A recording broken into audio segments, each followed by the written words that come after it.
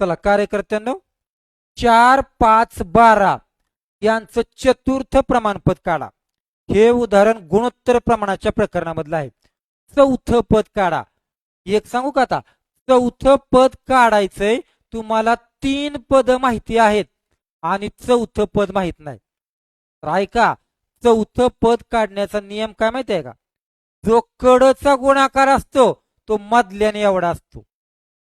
जो कडचा गुणाकार आहे तो मधल्याने एवढा असतो. मग तुम्ही सांगा बर, मधला गुणाकार आहे 12 पंचे 60, तर कडचा गुणाकार पण 60 आला पाहिजे.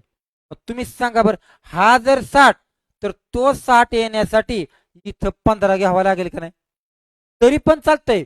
किंवा बघा आता, पहिले दोघं म्हणजेच कोण माहितीये का, ज्याचे दोघं माहिती आहेत ना त्याला वर घ्यायचा आणि ज्याचा एकटा माहिती आहे ना त्याला खाली घ्यायचा. आलं तुम्हाला उत्तर. लावा बर भाग. 4 एके 4, 4 त्रिक 12 आणि 5 त्रिक 15. संपलं. चौथं पद कोण आहे? तर 15 आहे. जे तोंडी पण येतंय आणि असं पण येतंय. कुठे उत्तर सांगा बरं?